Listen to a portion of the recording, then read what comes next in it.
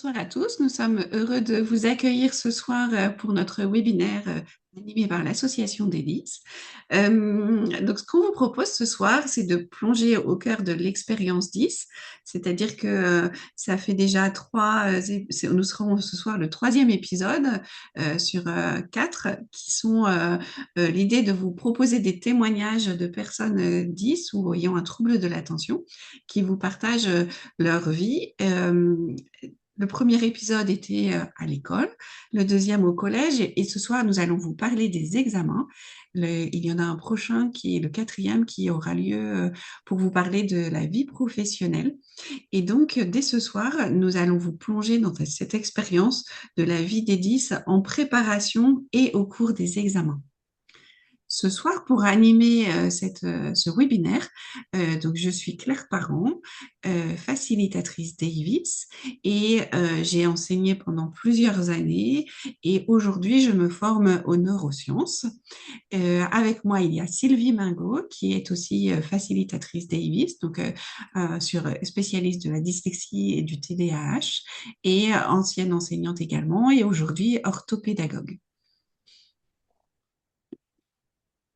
Les objectifs de notre association, donc l'association des 10, c'est de sensibiliser les personnes sur le fonctionnement spécifique des personnes ayant des troubles 10 à tous âges, de l'enfance jusqu'à l'âge adulte, et ainsi que les personnes ayant des troubles de l'attention et aussi un trouble du spectre de l'autisme. Et nous proposons notamment des webinaires, donc des cafés-rencontres comme ce soir, pour accompagner les familles, les jeunes, les étudiants et aussi les professionnels de l'éducation et les professionnels de la santé qui accompagnent ces personnes ayant des troubles. Merci Claire. Alors, comme l'annonçait Claire, effectivement, nous allons aborder le sujet de la préparation aux examens en 4 points.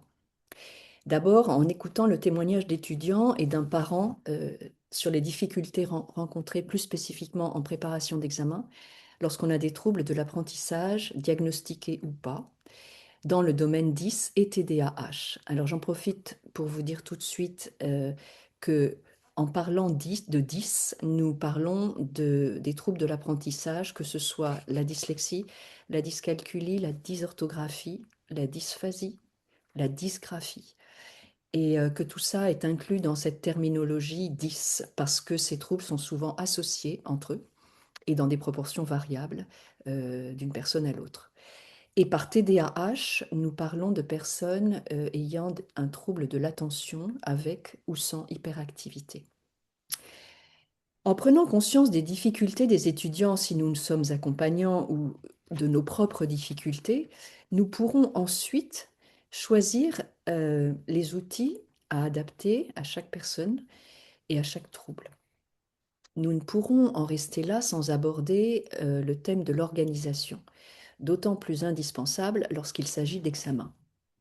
L'objectif d'être prêt à une date fixe va augmenter le stress et c'est l'anticipation qui permettra de diminuer ce stress.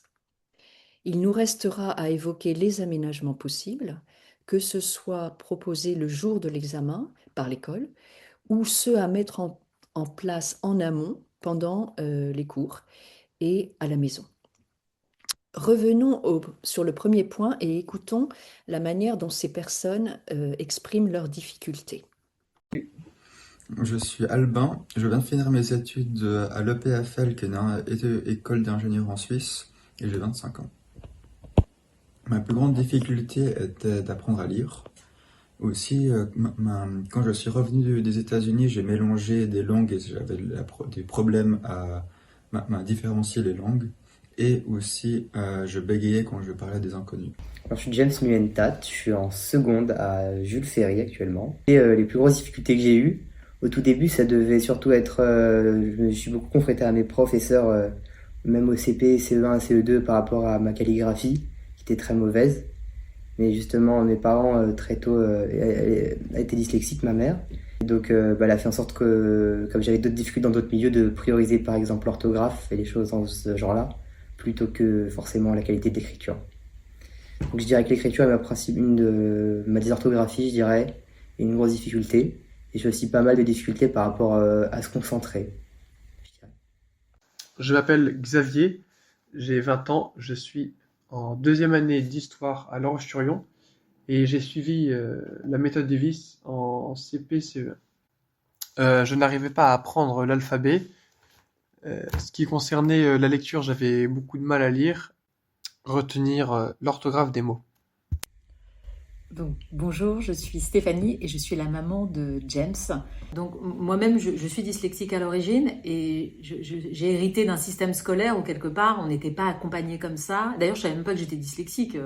Voilà, je retenais pas les chiffres ou ma façon d'apprendre n'était pas la même et ça m'a demandé, moi, pour y arriver, une espèce de volonté énorme pour trouver ma propre façon d'apprendre, de travailler, mais qui, je pense, cette volonté m'a enlevé beaucoup de performances, bizarrement. Ce qui est formidable avec la méthode Davis, c'est que l'enfant, tout de suite, il a un outil qui va lui permettre d'appréhender l'apprentissage avec ce qu'il est. Et la difficulté, c'est que comme on est parent, qu'on s'en est sorti, qu'on a appris tout seul, sans tout ça, on se dit, il n'y a pas besoin de ça. Mais en fait, d'autant plus, je pense, quand on a été dyslexique et qu'on a un enfant dyslexique, de se dire qu'il y a peut-être d'autres chemins pour arriver à trouver sa propre voie, parce que le rôle d'un parent, finalement, c'est d'aider son enfant à partir le mieux équipé possible dans le monde. Voilà. Euh, vous aurez, euh, vous aurez remarqué que parmi les difficultés énoncées par ces jeunes, beaucoup sont dus à une dysorthographie. Enfin, beaucoup sont une dysorthographie ou une dyslexie. C'est ce qui est, j'ai envie de dire, c'est ce qui ressort le plus souvent. Et les causes de ces troubles sont complexes et peuvent cacher d'autres difficultés comme celle d'arriver à canaliser ou à stabiliser son attention, à trouver le vocabulaire précis pour exprimer sa pensée ou son raisonnement. Dans les difficultés peu souvent énoncées, il y a la difficulté à construire des phrases, euh, ce qu'on appelle, ce que les enseignants appellent difficulté de syntaxe, et aussi bien à l'écrit qu'à l'oral.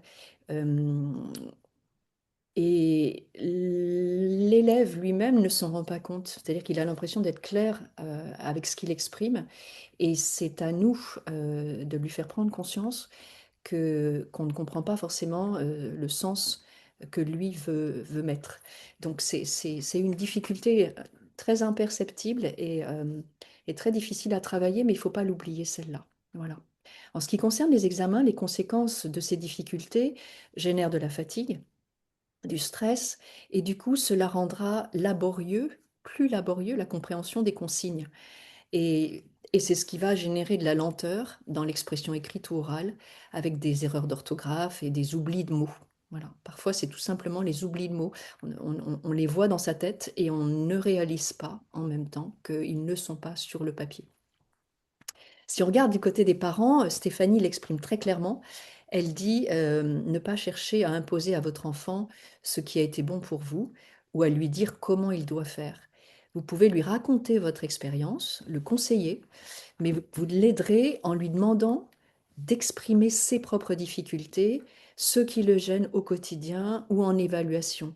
Faites-le si possible sans trop de jugement, c'est pas facile, mais c'est important de le mettre en confiance parce que vous allez l'aider à, à trouver la motivation pour surmonter ses propres difficultés. Et vous allez l'aider en lui donnant des clés pour y arriver. Cette remarque, elle est également vraie pour les enseignants qui vont utiliser, enfin qui ont l'habitude de ne pas forcément différencier pour la classe la méthodologie qu'ils appliquent. Et c'est vous, en tant que parent, qui peut-être prendrez contact avec eux au fur et à mesure enfin, au cours du premier trimestre, si c'est possible, si vous sentez que l'enseignant est ouvert.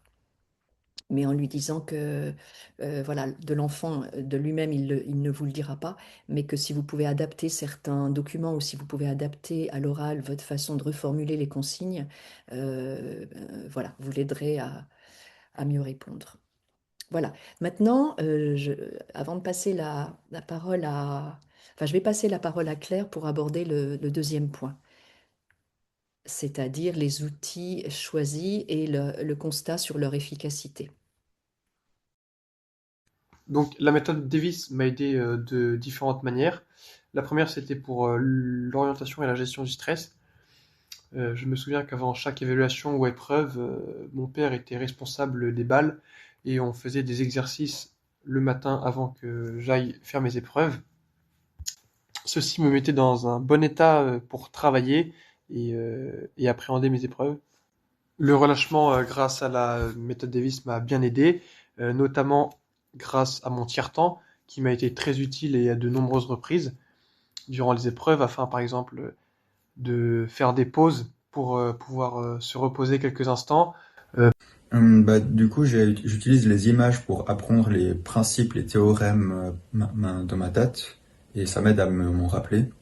Ça fait que pendant l'examen, je peux me rappeler de l'image ou du concept que je me suis fait auparavant dans la tête, et que c'est ça que je peux décrire ou utiliser durant l'examen. C'est pas de réussir aux examens l'enjeu en fait. L'enjeu c'est que l'enfant se trouve et que l'enfant soit en capacité plus tard de faire ce qu'il aime dans sa vie, d'avoir sa propre pensée, d'être autonome, d'être détendu et d'être confiant face à la vie. Je veux dire, l'enjeu il est plus là parce qu'un gamin confiant, un gamin détendu, il peut tout faire. Les métiers d'aujourd'hui ne seront plus ceux de demain. On aura besoin d'enfants qui ont confiance en eux, qui peuvent s'adapter. Voilà, et c'est renvoyer l'enfant à sa singularité et c'est ce qui fait sa force. C'est ce qui fait son potentiel, c'est ce qui fait sa créativité. Donc là, à travers ces différents témoignages, eh bien, vous avez pu entendre les outils qui ont pu être utiles à la fois pour Xavier et pour Albin. En fait, Xavier, avec la méthode Davis, il a bénéficié de techniques pour pouvoir plus facilement focaliser son attention. Parce que c'est vrai que dans le cadre soit d'un trouble de l'attention, mais aussi dans le cadre de troubles 10, ce qui est parfois compliqué, c'est de pouvoir rester longtemps attentif. Et voilà, donc il y a cette possibilité, en canalisant son attention, de pouvoir mieux appréhender l'examen lui-même. Euh, Ensuite, ce que souligne Xavier, en fait, c'est la partie détente, relaxation, parce que c'est vrai qu'on sait que au moment de l'examen, les étudiants, les élèves, les lycéens, collégiens, ils peuvent être vraiment très stressés et c'est vrai pour tout le monde, mais quand on a comme ça des difficultés de l'ordre du trouble, ça rend les choses encore plus compliquées. Donc, euh, là, Xavier, il parlait d'exercices de respiration. C'est vrai que vous avez sans doute entendu les techniques de respiration qui permettent de, enfin, de garder un rythme cardiaque plus calme en ayant une inspiration plus courte que l'expiration. Enfin, je peux vous le faire comme ça.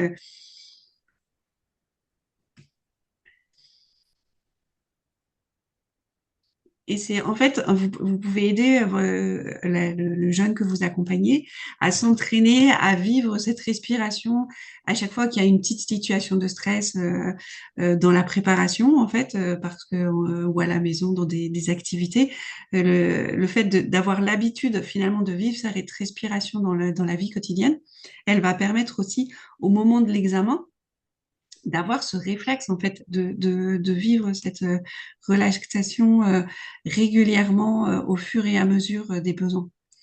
Euh, Ensuite, il y a quelque chose qui évoque Albin, qui est sur la représentation mentale. Alors moi, ce que je vous propose, c'est de tester un peu ce que c'est que cette histoire de représentation mentale. Donc, je vais vous demander de fermer les yeux. Et vous allez, voilà, je vais vous dire le mot chat. Et maintenant, vous allez pouvoir m'écrire dans le chat ce qui s'est passé dans votre tête quand j'ai dit le mot chat. Alors, vous pouvez rouvrir les yeux et vous m'écrivez dans le chat ce qui s'est passé quand j'ai prononcé le mot chat. Il s'est passé quelque chose en vous et qu'est-ce qui s'est passé?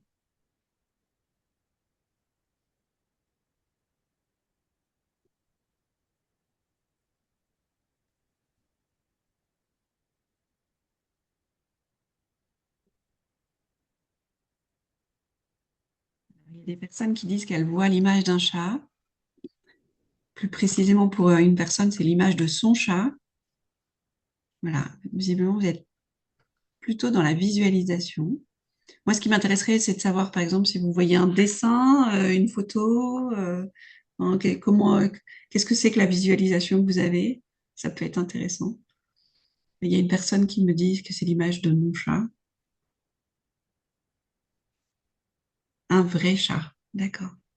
Est-ce que vous le voyez plutôt un réel? Ok. Un picto, le mot.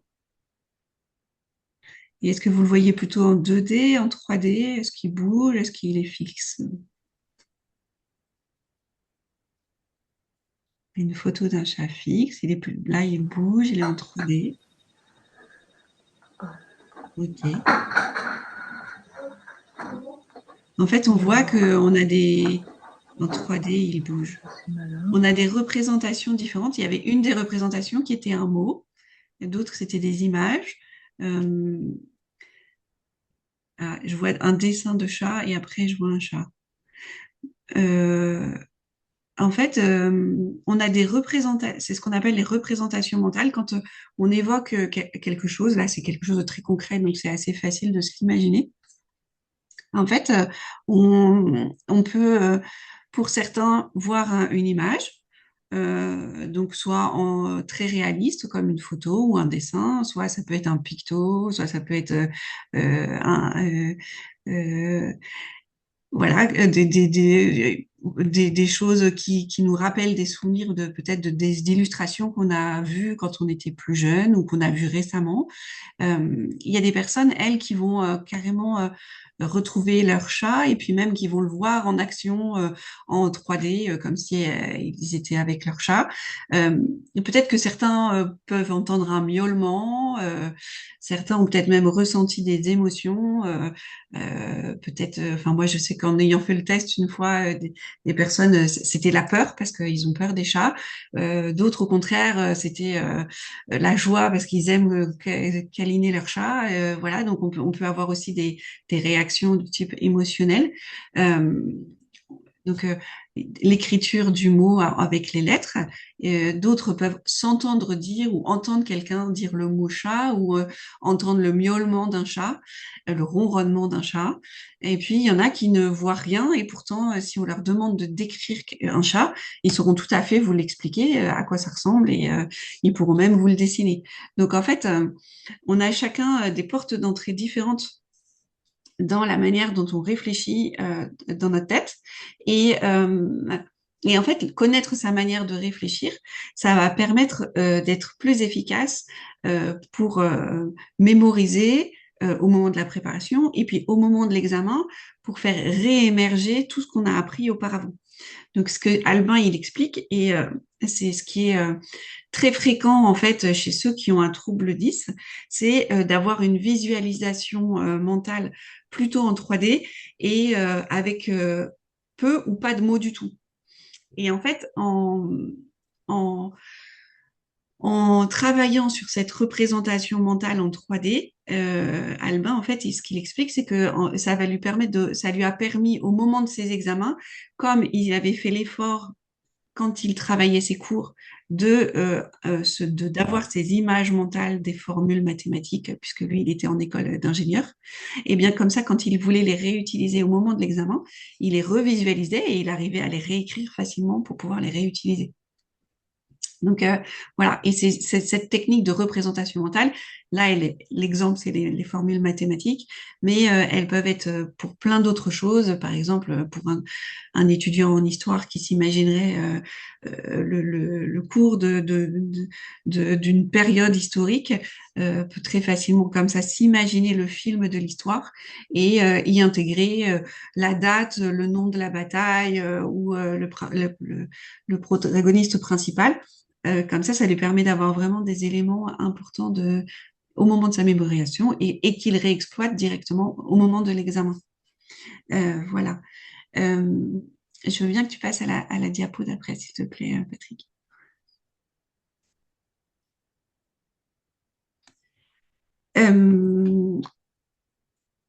Donc, je vous ai parlé de cette histoire de faire une image pour faire sens.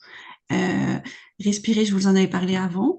Stabiliser mon énergie, c'est particulièrement vrai pour ceux qui sont plutôt hyperactifs.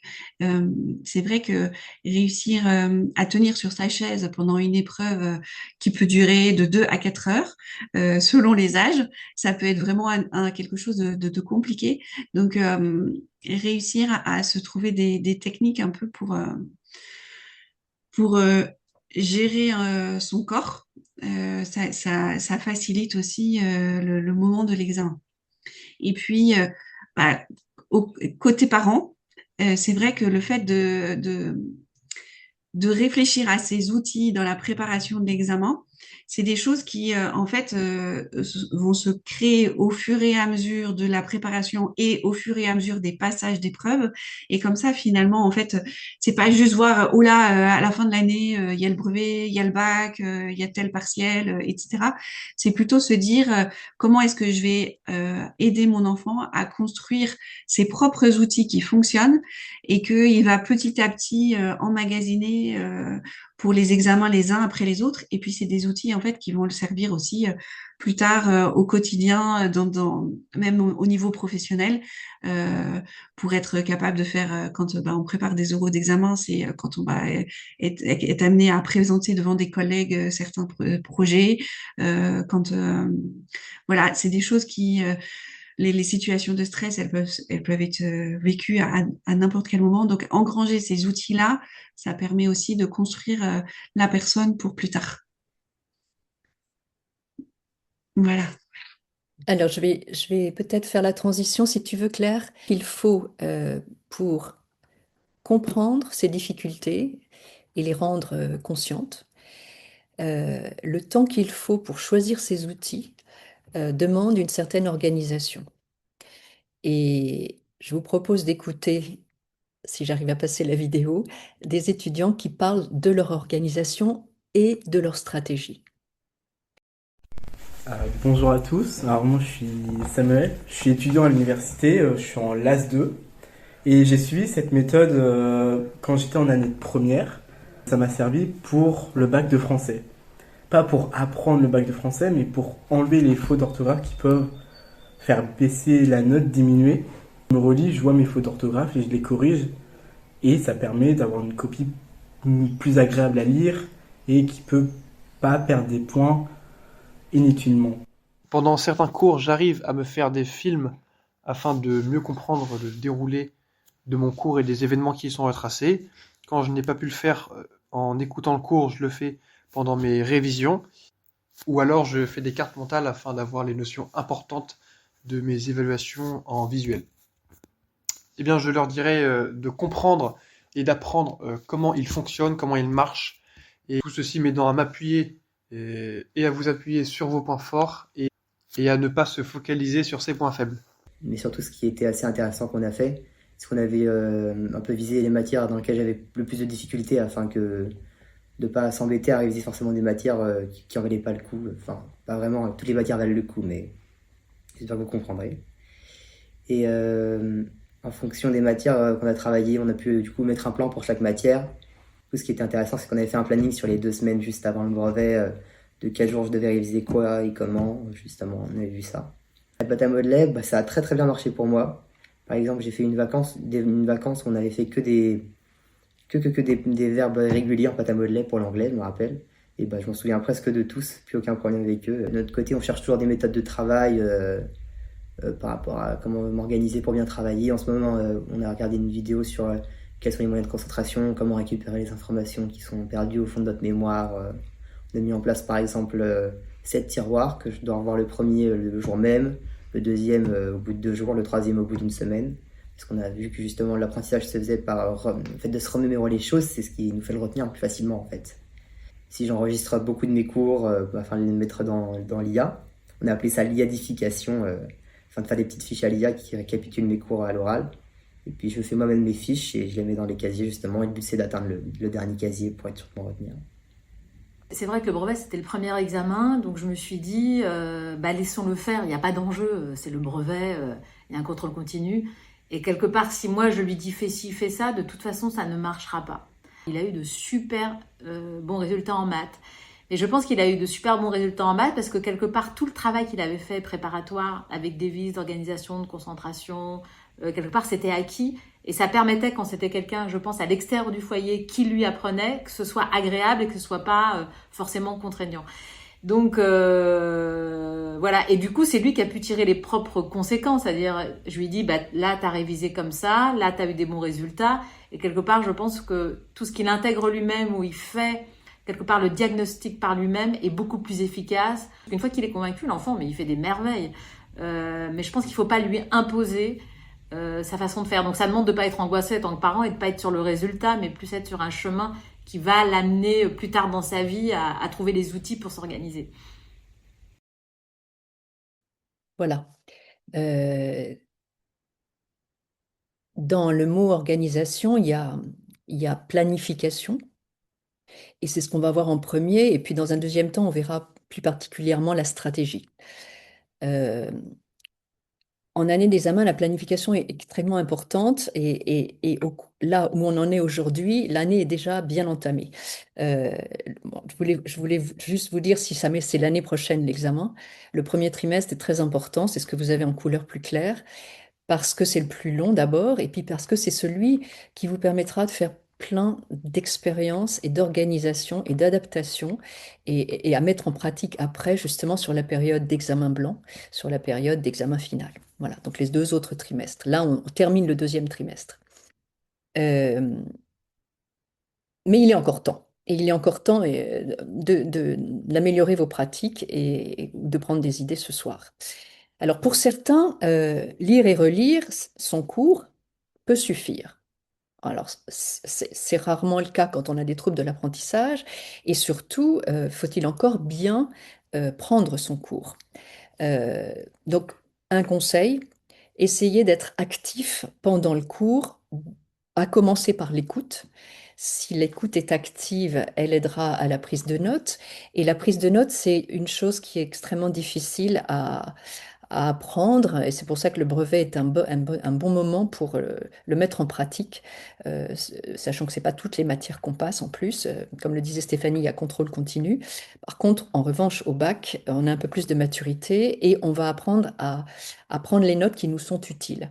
Alors, prendre des notes utiles, justement, pour des gens qui n'ont pas forcément une facilité à fabriquer des phrases, on a souvent le réflexe de ne mettre que des mots.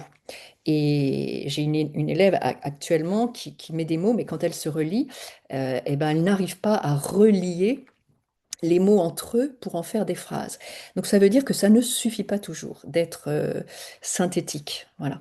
Donc dans le cas des profils 10 et TDA, tout ce qui va être visuel va sans doute faciliter et aider la mémorisation, si on comprend le concept. Donc, c'est là que commence tout le travail de recherche. Donc, choisir les outils après les avoir expérimentés, les personnaliser en les utilisant et, plusieurs tentatives pour vous rendre compte de leur efficacité sur vos résultats. Voilà. Et ça crée des nouveaux automatismes qui vont, de façon exponentielle, vous remettre en confiance. Xavier et Albin ont évoqué la manière et leur besoin de faire des images. Tu peux passer l'image suivante, Patrick, parce que entre le cours et la prise de notes, il y a effectivement cette étape très importante qui est symbolique ici, mais qui va être pour certains, et vous l'avez testé tout à l'heure avec le chat de Claire, ce chat, il va être une image fixe, et puis pour d'autres, ça va être une image en mouvement, et puis ça va être une image en couleur, et puis ça va être votre façon de faire. pour que la compréhension du cours se mette mentalement quelque part dans votre façon de penser. Favoriser le visuel, donc, c'est, les enseignants ne le font pas forcément, même si je trouve qu'il y a des progrès et qu'on le fait de plus en plus. Mais ça va être l'élaboration de cartes mentales, ça va être euh, faire des croquis, faire des schémas, faire des tableaux, euh, mimer. Voilà, tout ça, alors voilà, c'est ce que j'attendais.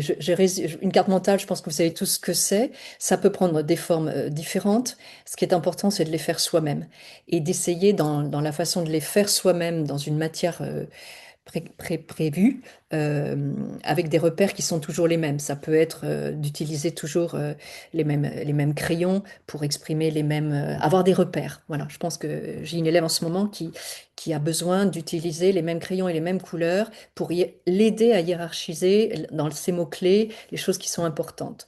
Donc tous les détails, s'ils sont choisis et pensés, vont servir et vont amplifier le long terme de la mémorisation. Euh, alors ensuite, image suivante, Patrick, on arrive à la période dans laquelle on est, c'est-à-dire que les examens blancs en général commencent après les vacances de Noël. Et le deuxième trimestre est consacré à ça. Donc pareil, capitaliser l'examen blanc, relativiser le résultat et profitez-en pour que ce soit vraiment un entraînement comme on le ferait pour un examen sportif, pour capitaliser sur ses erreurs. euh, euh, Pardon, j'ai perdu le fil de ce que je disais. Ce que je voulais dire qui était important pour les examens, blancs ou finaux, c'est que c'est pas simplement de la mémorisation, parce que là, je parle beaucoup de mémorisation dans l'organisation, mais c'est également du savoir-faire. Euh, donc, se faire des autotests en refaisant des exercices faits en classe, mais sans regarder les corrections, en les regardant qu'après, se donner le temps de chercher, parce que plus on cherche loin, plus on risque de mettre en place des connexions et des liens qui vont être utiles à récupérer au moment de l'examen. Ça peut être de travailler à plusieurs, ça peut être de s'interroger entre différentes personnes de la classe, ça peut être de se faire des flashcards, il y en a qui aiment bien ça, se poser des questions, ça peut être d'essayer d'inventer les questions qu'on pourrait nous poser sur un cours. Souvent, on répond aux questions, mais on ne pense pas forcément à se dire, tiens, quelle question pourrait être demandée. Euh, c'est aussi d'aller faire et ça sur Internet, on trouve des QCM, on trouve des anabacs, voilà. Donc, enfin, il faut en faire beaucoup pour que on profite de l'expérience, de ce que l'on sait et de ce que l'on ne sait pas encore. Alors, il y a ensuite l'examen final, la date fixe, et puis il y a cette période de révision. Alors, merci Patrick, dans cette période de révision, Non, c'est bien. Ce qui est bien, c'est cette période de révision, elle va être plus courte. Plus elle a été préparée en amont, mieux c'est. Mais si on n'a pas eu le temps et que c'est encore le temps de le faire, elle va être plus courte, mais elle va être plus intense. Donc, ce planning, James le disait, je sens que j'ai besoin d'un cadre, j'ai besoin de repères, de moi-même, je procrastine ou je m'y mets beaucoup plus tard. Donc, de fixer avec lui, avec l'étudiant, les matières qui vont lui demander le plus d'efforts, commencer par celle-là, même si c'est souvent le contraire qu'on fait. On commence par le plus facile et puis comme ça, on se dit, j'ai déjà fait ça et il me reste plus que ça. Ben justement, commencez par le plus dur et vous vous donnez les chances en plus de le refaire une fois ou deux fois avant l'examen. Essayez de répartir les matières euh, qui vous demandent plus d'énergie le matin, si c'est là que vous vous sentez le mieux, ou l'après-midi, et faites des pauses et sachez définir en amont le temps de concentration qui vous est propre. En cours, on essaye de miser sur une cinquantaine de minutes. Peut-être que pour vous, c'est moins, et peut-être que pour vous, c'est plus. Voilà. Mais faites du 100% et faites-vous des pauses fréquentes dans lesquelles vous allez vraiment vous ressourcer. Alors pour certains, ça va être de manger. N'oubliez pas de boire, c'est important. Pour d'autres, ça va être d'aller faire du sport, d'aller prendre l'air. d'écouter de la musique, voilà, chacun, mais pareil, aidez-les à trouver et faites un cadre et testez ce cadre et si ça ne fonctionne pas, autorisez-vous à le changer. Voilà. Là, vous avez un petit schéma qui vous dit sur une matinée ou sur une demi-journée, je me donne un temps de travail bien défini, je lance le chrono, je mets mon téléphone en mode avion et j'essaye vraiment de ne pas avoir de distraction pour m'aider dans ma concentration. Et puis, pendant la pause, au contraire, bah, je relâche tout. Et se dire que les pauses peuvent être courtes, mais régulières, ça fait comme une séquence. Et puis, au bout de 3 pauses, d'en faire une beaucoup plus longue. Voilà. Euh, Qu'est-ce que je voulais vous dire? Alors, la slide suivante, Patrick, je veux bien la voir. Merci. Elle m'aide à récapituler les stratégies et les organisations. J'ai pas beaucoup parlé de stratégie, mais j'en viens. Euh, Elle est propre à chacun, la stratégie. James, il parle, je voulais revenir là-dessus parce qu'il parle vite et je suis pas sûre que vous ayez compris. En fait, en quatrième, sa dysgraphie était telle qu'il n'arrivait pas à se relire lorsqu'il prenait des notes. Donc, plusieurs professeurs ont bien voulu préparer leur cours et lui donner, mais c'est pas toujours le cas. Donc, il a demandé l'autorisation à pouvoir enregistrer le cours. Euh, et ensuite, euh, ça l'a aidé à réécouter cette prise de notes chez lui et à prendre ses notes. Et puis cette année, il est en seconde maintenant, donc il a passé le brevet comme ça. Et puis cette année en seconde, l'outil LIA l'aide à faire un résumé. Sa prise de notes est faite par l'IA, mais sur un enregistrement. Et il sait qu'il doit le relire parce que l'IA peut faire des erreurs ou peut faire des liens là où il n'y en avait pas.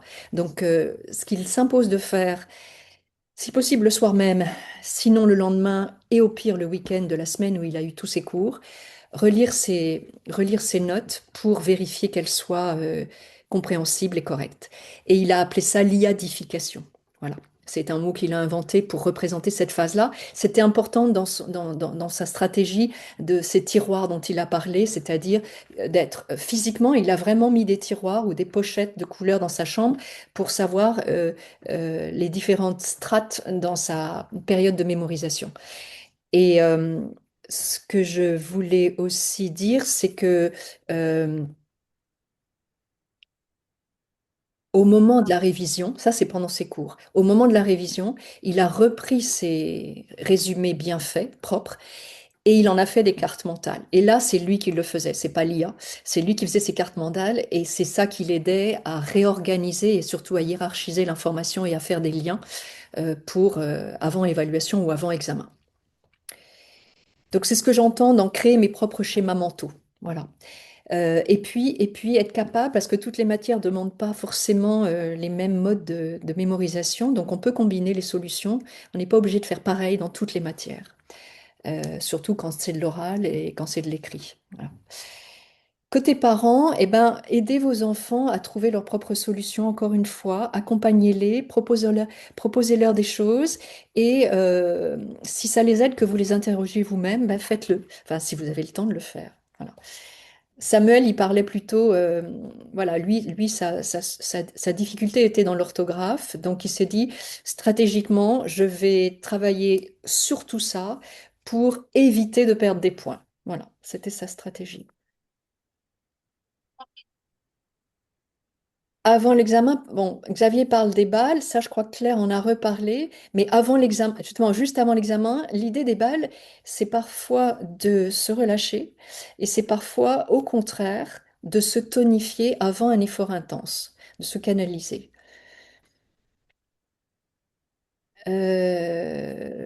Voilà, je pense que on pourrait éventuellement reparler après si vous avez des questions sur cette organisation. On pourra en reparler, mais je vais laisser Claire terminer la quatrième partie sur les aménagements possibles à conseiller. Oui, alors il y avait cette slide, je la vois maintenant, mais c'est pas grave, vous l'aurez dans le replay. C'était en fait une organisation spécifique à l'examen, c'est-à-dire pendant l'examen, une fois que je reçois ma copie, les 6 étapes que l'on vous conseille de suivre, quelle que soit la matière, c'est quelque chose que j'ai pris chez EOL Progression, que vous pouvez retrouver sur Internet, qui a été fait pour les mathématiques, mais qui s'adapte extrêmement bien à d'autres matières. Donc je vous le conseille parce que les 6 points sont vraiment efficaces. Voilà, Claire, je te laisse parler maintenant des aménagements possibles à conseiller aux étudiants avant ou pendant l'examen.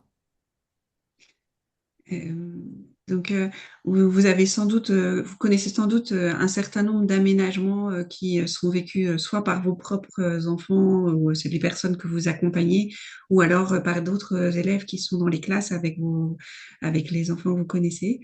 Enfin alors là, je parle d'enfants, mais on est plutôt sur des adolescents et des étudiants. Je vais vous partager la vidéo. C'est comme ça, vous allez pouvoir découvrir le témoignage. Bon, c'est quand même un passage assez important de la vie. Le brevet, c'est le premier vrai examen qu'on a. Donc, c'était quand même une sacrée expérience. Je sais que on avait justement mis en recherche plusieurs aménagements.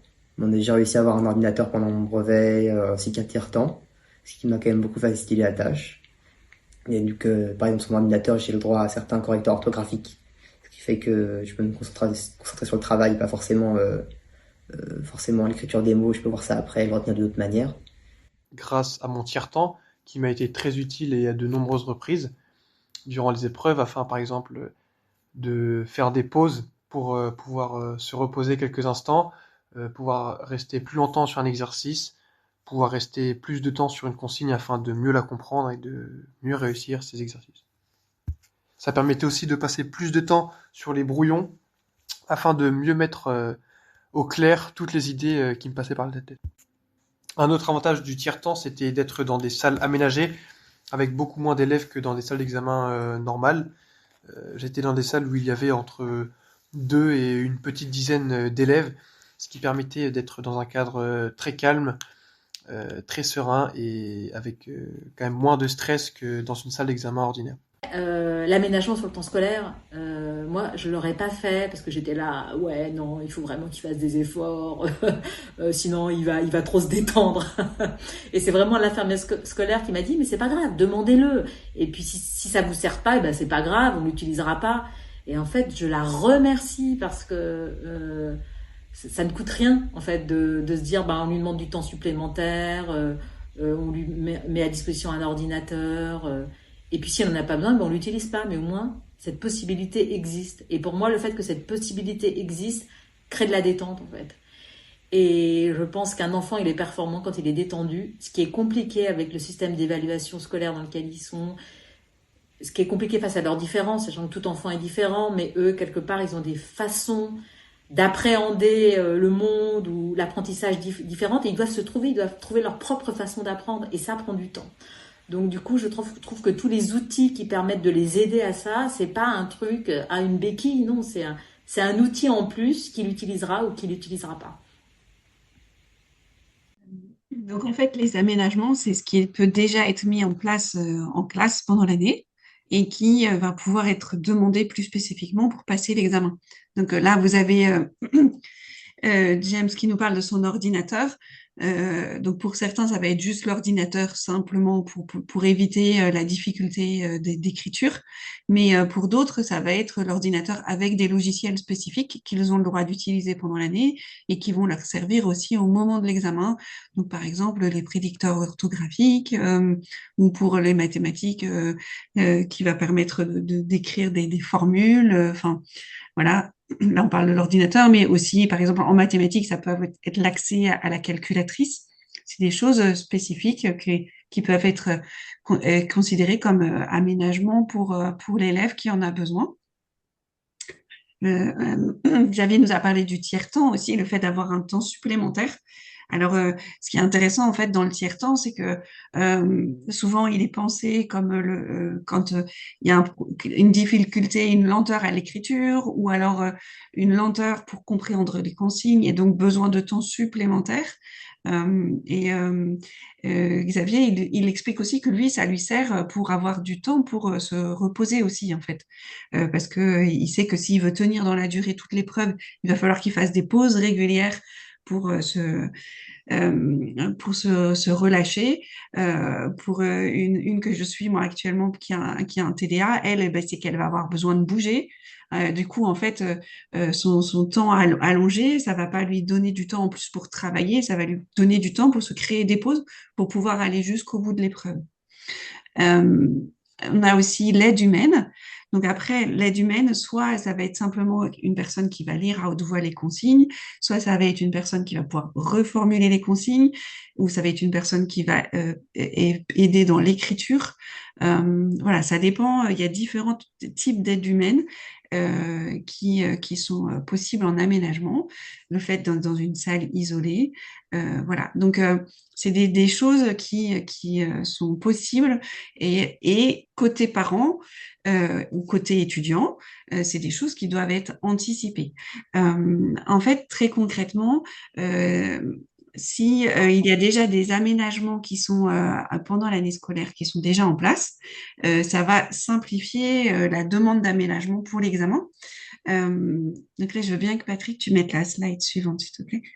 En fait, si vous bénéficiez déjà d'un PAP ou d'un PPS, ça veut dire que du coup, il y a déjà tout un protocole qui a été établi par l'établissement scolaire qui correspond aux besoins de l'élève.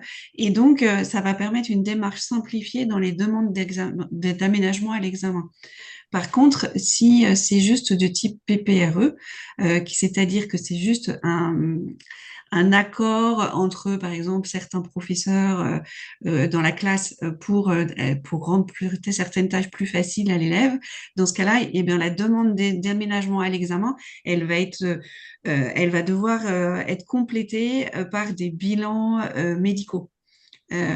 En fait, dans le cas d'un PAP et d'un PPS, les bilans médicaux de type orthophonique, de type ergothérapeute ou neuropsy ont déjà été faits et du coup ont déjà été entrés dans le dossier de l'élève, ce qui fait qu'il n'y a plus ce besoin au moment de la demande d'aménagement de les refournir. Alors que si vous êtes sur un PPRE, ce n'est pas le cas. Et donc, pour qu'il y ait des acceptations de la demande d'aménagement, eh bien, ça va passer en commission. Et donc, la commission, elle va étudier votre demande à partir aussi de bilans médicaux. Voilà. Donc, je vous ai remis succinctement ce que c'était que les différentes choses, mais sans doute que vous connaissez en partie les choses. Ce qui est sûr, la différence entre le PAP et le PPS, le PAP, c'est que vous avez déjà eu des bilans médicaux et que l'établissement scolaire en tient compte. Le PPS, c'est que vous avez fait une demande de dossier MDPH pour qu'il y ait une reconnaissance de handicap. Donc, vous avez passé un cap différent dans la prise en compte des difficultés de votre enfant. Pour les demandes d'aménagement, très concrètement, en fait, il faut s'y prendre très tôt. En fait, c'est écrit en tout petit dans la slide, mais en gros, si c'est pour le brevet, il faut le faire au second trimestre de l'année de quatrième. Si c'est pour le bac de français, c'est au second trimestre de la seconde terminale, c'est second trimestre de première. Si vous êtes sur les examens universitaires, ça va être en début d'année et en tous les cas, au plus tard du moment d'inscription à l'examen.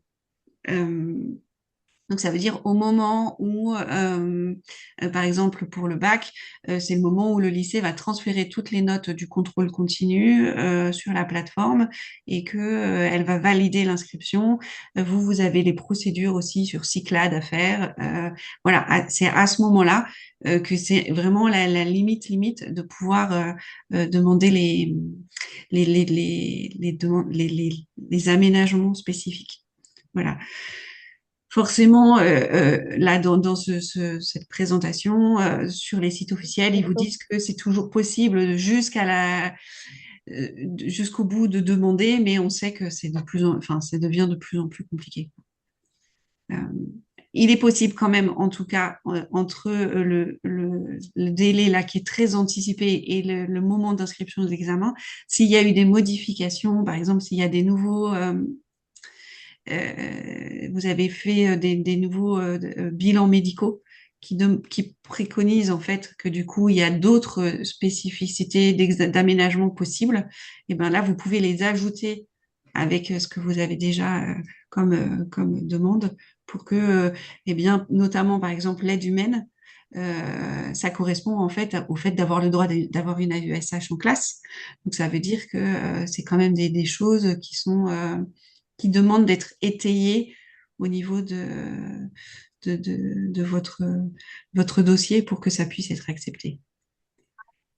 Voilà. Même si c'est vraiment clairement indiqué que dès lors que vous avez un simple PPRE, vous pouvez faire une demande d'aménagement. C'est-à-dire que du coup, l'établissement scolaire se saisit avec vous du dossier pour demander un déménagement. Voilà.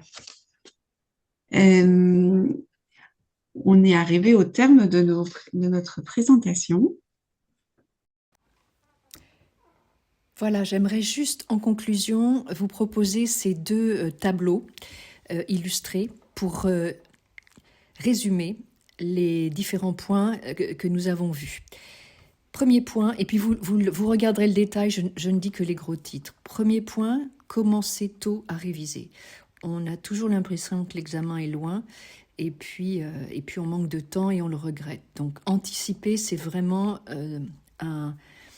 un point fort de votre organisation. Deuxièmement, créer des fiches de révision efficaces, mais surtout des fiches faites par vous, pour vous, et dont vous avez vérifié dans des contrôles ou dans des examens blancs avant l'examen final qu'elles fonctionnaient bien pour vous.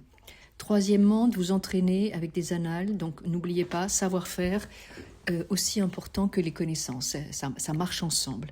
Donc vous entraînez de la façon qui vous convient, mais vous entraînez le plus souvent possible. Quatrièmement, travailler en groupe, c'est toujours un moyen de réaliser que ce que l'on raconte est compris. Et puis les autres peuvent vous donner des idées et donc c'est toujours enrichissant. Cinquièmement, ne pas oublier d'organiser des pauses avant d'être fatigué. Voilà, arrêtez-vous avant d'être fatigué. C'est un bon conseil, je pense. Même si, voilà, c'est pour ça qu'il faut mettre une alarme et respecter vos temps. Sixième point, adopte des techniques de mémorisation. Au fur et à mesure, testez-en plein et puis gardez celles qui fonctionnent bien. Un conseil dont on n'a pas du tout parlé, mais ça c'est pour le pendant l'examen, apprenez et soignez vos introductions et vos conclusions. C'est efficace de donner une bonne impression dès le début et aussi de donner une bonne impression en fin de lecture. Le correcteur va en lire des milliers, enfin des centaines peut-être, pardon.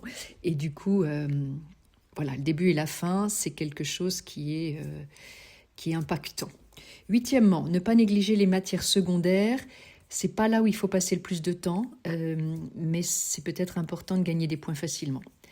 Neuvièmement, se préparer mentalement aux oraux. Et la meilleure façon de faire, là, c'est pareil, travailler en groupe, s'exprimer tout haut devant les autres pour être sûr qu'on ait compris, et puis pour commencer à gérer son stress, c'est pas facile de parler devant les autres, s'enregistrer avec un dictaphone et s'écouter. Comme ça, on peut faire ses propres corrections, on s'auto-teste.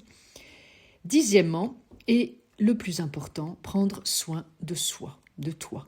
Donc ça paraît évident, mais bien dormir, surtout avant l'examen, bien manger, bien boire, enfin, aller se promener, s'aérer, c'est des choses qui vont agir sur votre stress, votre équilibre. Donc pensez-y, même si vous vous dites que vous le ferez après l'examen, faites-le surtout avant l'examen. Voilà, j'espère qu'avec ces conseils, vous allez réussir. À bientôt.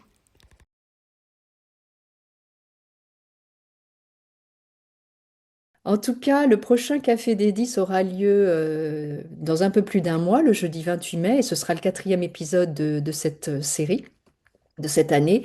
Et on va donc rentrer dans l'après-examen, dans la vie professionnelle, dans le parcours professionnel. Et voilà. Et quelles sont les expériences 10 qui méritent d'être racontées et des échanges de pratiques qui peuvent vous rendre service. Nous voulions aussi vous parler d'une possibilité de formation pour les parents qui, en parallèle de ce que nous proposons, la méthode Davis, qui sont voilà, c'est dans l'idée de vous former pour mieux accompagner avec des outils adaptés vos enfants. Et c'est une formation qui se fait en 6 modules, enfin, d'une fois par semaine, pendant 2 heures. Et les prochains sont le mercredi à partir du 20 mai, voilà, du 20 mai au 24 juin à 20h30, ou alors le jeudi du 21 mai au 25 juin, mêmes horaires, à partir de 20h30. Là, pareil, contactez l'association et on vous en dira davantage. Et puis, on vous a ensuite mis des conseils pour continuer à suivre ce sujet des troubles de l'apprentissage. Vous avez quelques lectures que vous retrouverez également sur notre site qui ont été écrits ou coécrits par des enseignants, par des parents ou par des facilitateurs de la méthode Davis. Voilà, on ne va pas allonger le temps consacré. Merci infiniment de votre présence ce soir. Et voilà le contact, notre site de l'association des 10, sur lequel vous pourrez revenir vers nous. Merci à chacun pour votre présence. Et puis, à bientôt. N'hésitez pas à nous contacter. Donc, d-10d-dys.com. Et on sera ravis de répondre à vos questions. À bientôt. À bientôt et bonne soirée. Au revoir.